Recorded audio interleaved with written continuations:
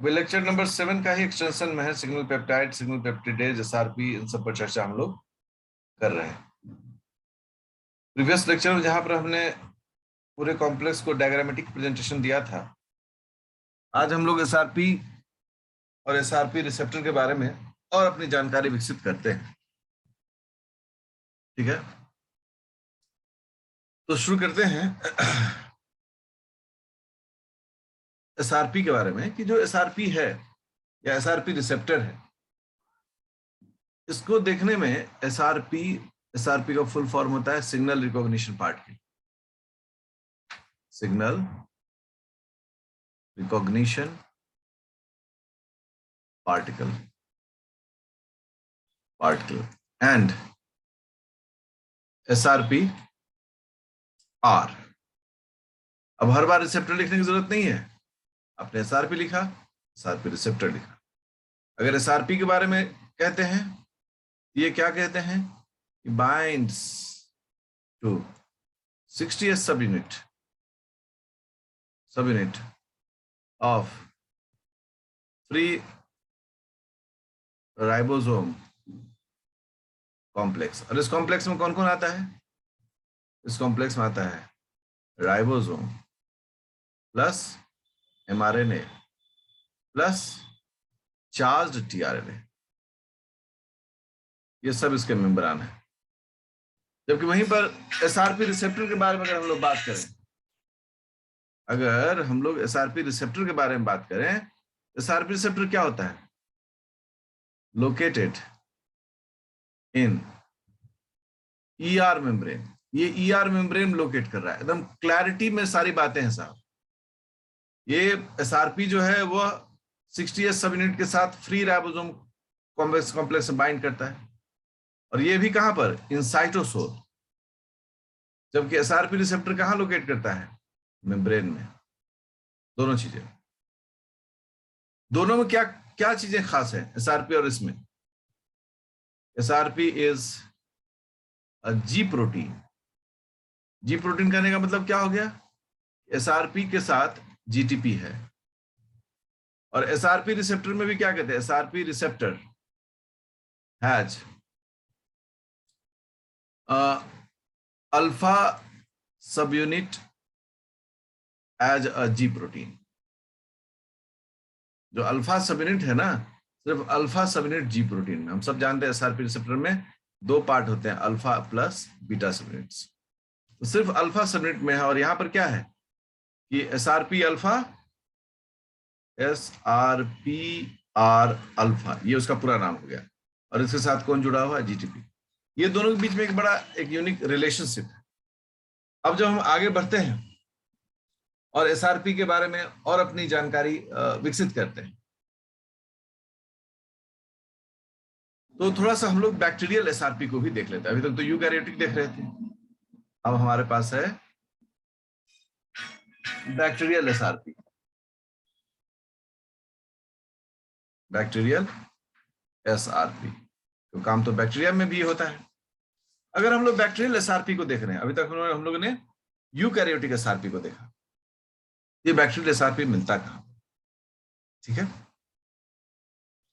तो bacterial SRP जो है वो राइबोसोम से जुड़ता है। और राइबोसोम कहां जाके जुड़ता है? Inner face of the plasma membrane. तो हम लोग लिखते हैं कि इट बाइंड्स टू 50s सब यूनिट, 50s सब unit of 70s ribosome. Bacteria में तो 70s राइबोसोम होगा, उसका जो लार्जेस्ट सब यूनिट है उसे हम लोग क्या कहते हैं? 50s सब unit ribosome. And it's receptor, इसका जो रिसेप्टर होता है, इज लोकेटेड, कहां लोकेट करता है? In the inner face of plasma में, bacterial plasma membrane. Bacterial plasma membrane, क्यों हम सब जानते हैं कि बैक्टीरिया में तो कोई एंडोप्लाज्मिक रेटिकुलम अलग से रहता नहीं है, तो सेल ऑर्गेनेल के फॉर्म में तो रहता नहीं है। तो जो एंडोप्लाज्मिक रेटिकुलम का काम है वो कौन करता है? प्लाज्मा मेम्ब्रेन ही करता है। वहां पर जाके ये जुड़ेगा। अगर इसके डायग्राम को हम लोग देखें तो देखिए इसका डायग्राम कैसे दिखता है।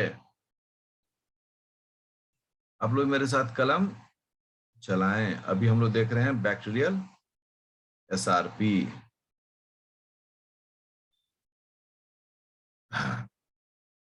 ठीक है, अब हो गया।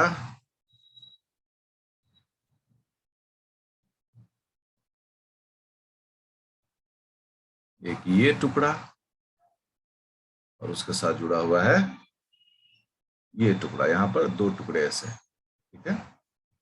इसको हम रंग भी देते हैं।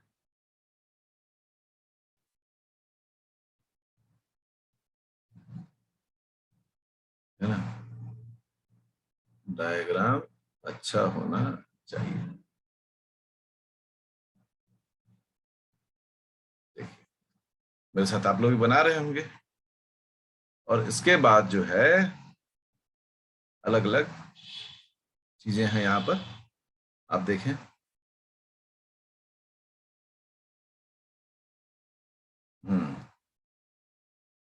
फिर इसके साथ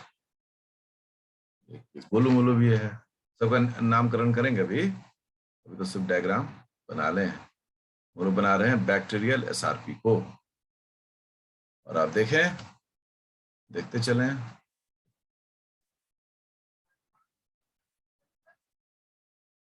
ये हो गया। और एक जो है, सारे अलग अलग डोमेन्स दिखाने की कोशिश हम कर रहे हैं। ये हो गया। और लोग थोड़ा सा डायग्राम को थोड़ा सा रोचक बनाएं। कुछ रंग इसको रंग दें।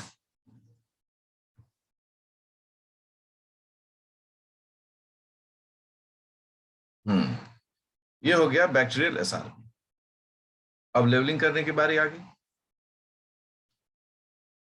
ये जो हिस्सा है, ये जो आप देख रहे हैं, ये वाला हिस्सा, ये है translational pause domain. Translational pause domain, translation को रोकने वाला डोमेन, इसका लिटरली यही मीनिंग हो गया। ये जो आप देख रहे हैं डंठल, नहीं लग रहा है किसी पौधे का ब्रांच है ये। इससे हम लोग बोल रहे हैं एसआरपी आरएनए। ये एसआरपी आरएनए हो। ये जो मुंह बाया हुआ लाल रंग का दिख रहा है, इसे हम लोग बोल रहे हैं signal sequence binding domain. Binding domain.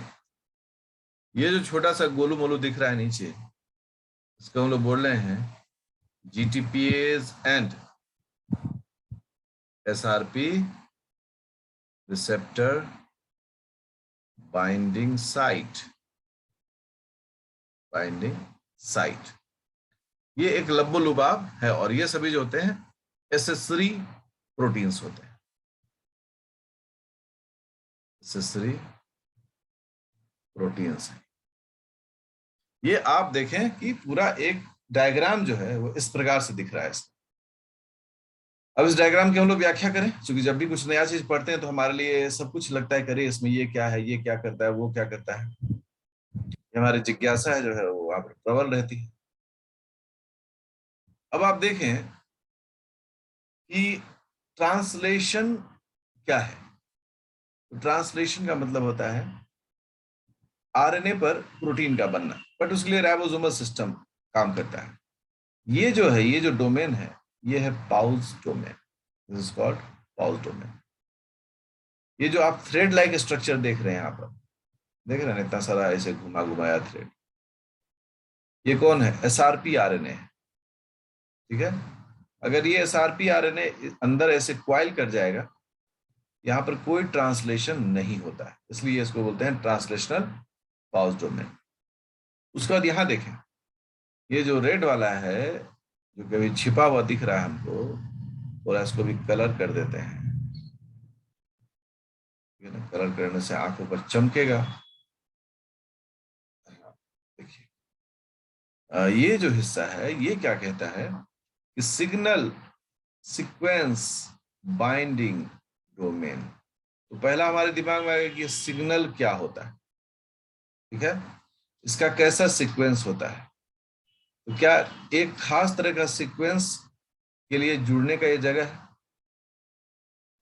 और जो लास्ट वाला है वो है GTPase SRP receptor binding site. ये तो ठीक है, इसमें कहीं कोई नई बात नहीं है। SRP जो है उसमें तो GTPase इनबिल्ट होता है, तो ठीक है, ये तो पहले भी यूकैरियोट्स में पढ़े, ठीक है।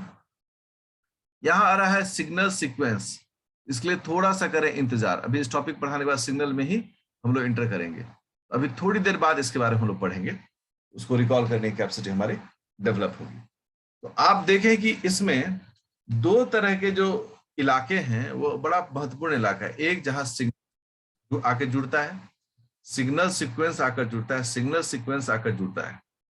और दूसरा जो है वो है GTPase SRP receptor binding site, जहां पर SRP मतलब जो SRP रिसेप्टर है वो इस एरिया में आकर जुड़ेगा, मतलब यहां से आकर जुड़ेगा। तो ये पूरा सिस्टम जो है प्लाज्मा मेम्ब्रेन से, देखिए ये हम जो लाल रंग का बना रहे हैं वो क्या बना रहे हैं, ये हो गया plasma membrane, bacterial plasma membrane. और इस बैक्टीरियल प्लाज्मा मेम्ब्रेन का ये जो जगह है, इस जगह पर इसको जुड़ना होता है। इस जगह पर होता है SRP रिसेप्टर, और ये SRP बाइंडिंग जो साइट है वो यहां पर आकर जुड़ता है। जो सिग्नल सीक्वेंस बाइंडिंग पॉकेट है उसके बारे में थोड़ी जानकारी निकालते हैं। सिग्नल सीक्वेंस अभी हम सिखाएंगे, ठीक है ना, पढ़ाएंगे। सिग्नल सीक्वेंस बाइंडिंग पॉकेट जो है, ठीक है ना, जो उसका ऐसे मुंह दिखता था, ये हिस्सा, इसमें क्या खास बात है उसी पर चर्चा हो रही है कि सिग्नल सीक्वेंस बाइंडिंग पॉकेट जो है ये बड़ा यूनिक जगह होता है। क्या यूनिक जगह होता है, ऐसे डायग्राम हम दिखा दें, और ये सिग्नल सीक्वेंस बाइंडिंग पॉकेट। इसी डायग्राम को, ये जो डायग्राम है ना, इसी डायग्राम को हम बड़ा करके देखें, सिग्नल सीक्वेंस बाइंडिंग पॉकेट। यहां पर क्या होता है, यहां पर ज्यादातर जो अमाइनो एसिड होता है वो मेथियोनिन होता है। ये मैं आपके साथ typical methionine, M for methionine. Methionine अगर अमाइनो एसिड को हम लोग देखें तो मेथियोनिन अमाइनो एसिड कुछ इस प्रकार से दिखता है, CH2 CH2S CH3, ठीक है। ये CH2S मतलब सल्फर, ये इसको बोलते हैं हम लोग, ये मतलब सल्फर कंटेनिंग अमाइनो एसिड है, ऐसे हम लोग मेथियोनिन कहते हैं, ठीक है ना। अब ये मेथियोनिन जो है, अब आप सोचें कि मेथियोनिन में बाहर कितने कार्बन है, 1 2 3 और बीच में सल्फर। देखिए 1 2 3 4, ठीक है ना, यहाँ पर जो है सल्फर है तो इसको हम इसे गोल कर दे काला, 1 2 3 4 काला, 1 2 3 4, ठीक है, 1 2 3 4। जो ब्लैक कर रहे हैं वो क्या है, वो सल्फर है। देखिए ये जो उसका मुंह के दांत है ना, वो दांत कौन से हैं, ये मेथियोनिन रिच है। जैसे हम लोग क्या बोल रहे हैं, मेथियोनिन रिच लाइनिंग। जो पॉकेट है उसमें मेथियोनिन रिच लाइनिंग है, ठीक है ना। और ये क्यों है, क्योंकि ये फ्लेक्सिबल फ्लेक्सिबल है। पहला तो क्या है, ये फ्लेक्सिबल है। दूसरा है क्या, ये हाइड्रोफोबिक है।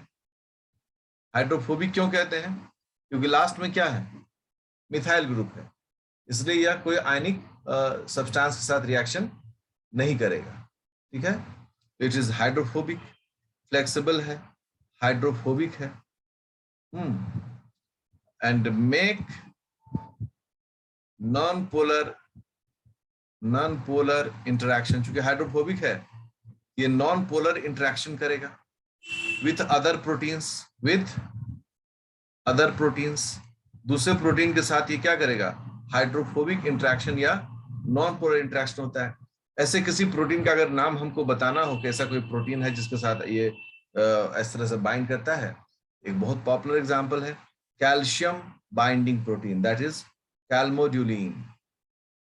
कैल्मोड्यूलिन जो है इसे हम लोग क्या कहते हैं, कैल्मोड्यूलिन के बारे में, कैल्मोड्यूलिन के बारे में कहते हैं ये कैल्शियम बाइंडिंग प्रोटीन है, ठीक है, बाइंडिंग बाइंडिंग प्रोटीन है।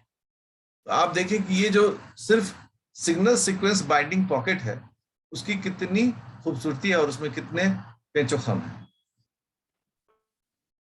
अब यहां पर एक सवाल आता है, ये सिग्नल रिकॉग्निशन पार्टिकल जो है एसआरपी, अभी देखे भी हैं, ये किन चीजों का बना होता है। हम कहते हैं एसआरपी जो है वो प्रोटीन प्लस आरएनए का बना हुआ है, ठीक है, अर्थात एसआरपी सिग्नल रिकॉग्निशन पार्टिकल जो है वह एक राइबोप्रोटीन है।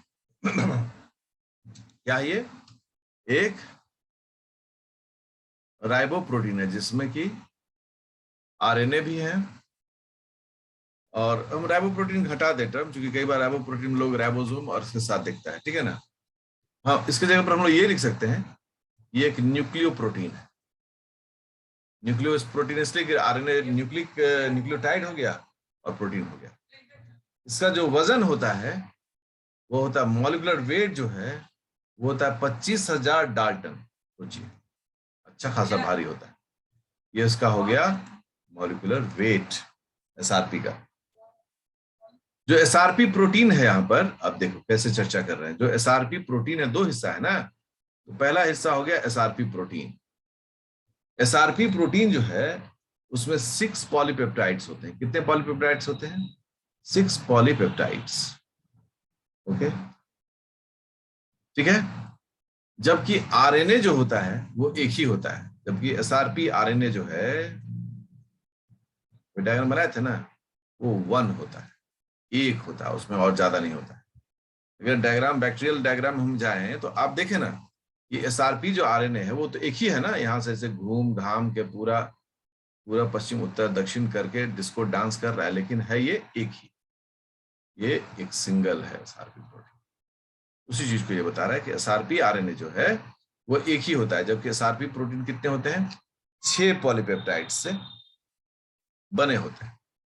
अब एसआरपी 6 पॉलीपेप्टाइड्स जो होते हैं इसके बारे में क्या लिखा जाता है, ये जो होते हैं मोस्टली हाइड्रोफोबिक अमाइनो एसिड से बने होते हैं। मतलब मोस्टली किस तरह के अमाइनो एसिड इसमें होते हैं? तो हम लोग कहते हैं मोस्टली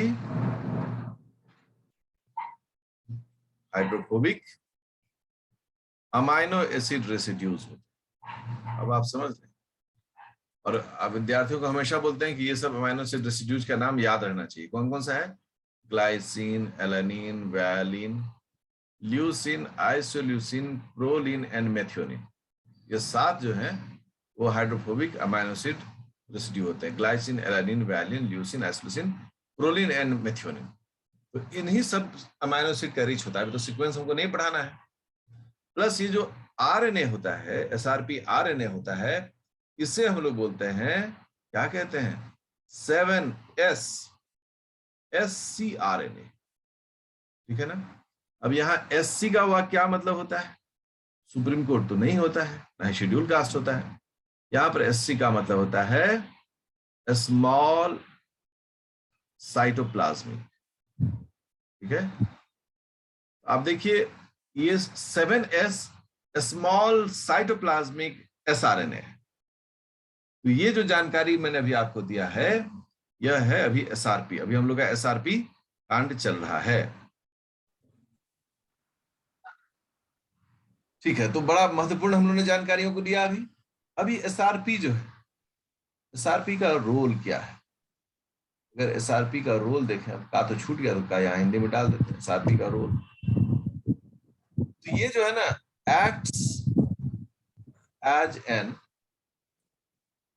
एडेप्टर, हम लोग जैसे एडाप्टर किसी भी मशीन को चलाना हो तो हमें करंट की सर्टेन अमाउंट में ही चाहिए होता है, तो हम लोग एडाप्टर यूज करते हैं मोबाइल चार्ज करने के लिए। एडाप्टर क्या करता है, दो अलग अलग इन्वायरमेंट के बीच में एक एडेप्टेशन का काम करता है। हमेशा देखिए एडाप्टर हमेशा दो अलग अलग इन्वायरमेंट के बीच में एक एडेप्टेशन का काम करता है। तो अगर ये एडाप्टर है तो दो अलग अलग इन्वायरमेंट होना चाहिए कि नहीं होना चाहिए? बिल्कुल होना चाहिए। Acts as an adapter between, इसके बीच में, बिटवीन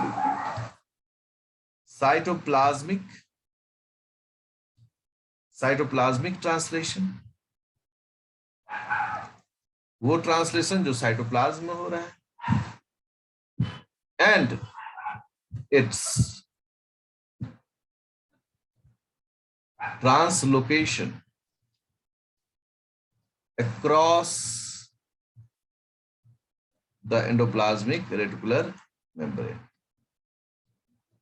अब आप समझे, क्लियर कट लिख रहा है कि भाई दो चीजों के बीच में ये एडाप्टर का काम करता है। क्या काम करता है? एक साइटोप्लाज्म में जो राइबोसोम है, ओके, उस राइबोसोम पर जो ट्रांसलेशन हो रहा है उसके, और एंडोप्लाज्मिक रेटिकुलम के मेम्ब्रेन के बीच में जो ट्रांसकोलोन है और वो एसआरपी रिसेप्टर, ये सब उसके बीच में एक कनेक्टिविटी का काम कौन करता है? यही एसआरपी, इसको हम ब्लैक कलर से दिखा रहे हैं, तो यही इस एसआरपी रिसेप्टर से बाइंड करता है। So it acts as an adapter protein. यह एक तरह का एडेप्टर प्रोटीन है। सेकेंड, इसके बारे में बात होती है कि ये जो एसआरपी है ये और भी काम करता है। का काम, एक काम तो देख लिए एडेप्टर का, दूसरा क्या काम करता है? इट स्टॉप्स, क्या स्टॉप कर देता है? द ट्रांसलेशन, ये ट्रांसलेशन को रोक देता है after the synthesis of signal peptide. Signal peptide बनने के बाद जो है यह ट्रांसलेशन को रोक देता है तब तक, till the attachment on ER membrane, on the ER membrane. हम तो कहते हैं साहब एकदम बतवा समझ में आना चाहिए। क्या है? जो फ्री राइबोसोम है उसको हम डायग्राम से दिखाते हैं तो एक बार में दिमाग में हप से बैठ जाएगा। देखो ये है राइबोसोम और इसके साथ है mRNA और इसके साथ है, ठीक है, ये जो शुरुआती दौर में जो बन रहा है ये बनता है सिग्नल पेप्टाइड। सवाल सिग्नल पेप्टाइड पर तुरंत मत आइएगा, सिग्नल पेप्टाइड इसके आगे डिस्कस होगा। जब ये सिग्नल पेप्टाइड बन गया जो कि लगभग 20-25 रेसिड्यू लंबा होता है सिग्नल पेप्टाइड, ठीक है ना, तब जब एक बार यह सिग्नल पेप्टाइड बन गया अब उसके आगे ट्रांसलेशन होना चाहिए नहीं होना चाहिए इसको ये रेगुलेट करता है। तो अब जैसे ही एसआरपी यहां कर बाइंड किया, आप सबको याद होगा एसआरपी है ये, इस एसआरपी में जीटीपी भी जुड़ा रहता है। जैसे ही इसने आकर राइबोसोम के साथ अपनी दोस्ती करी, हम लोग क्या देखते हैं, ये जो सिग्नल पेप्टाइड होता है वो आके इसमें अंदर घुस जाता है। घुसने का मतलब क्या है? अब ये ब्लॉक कर दिया। यहां पर कहानी क्या है? Signal peptide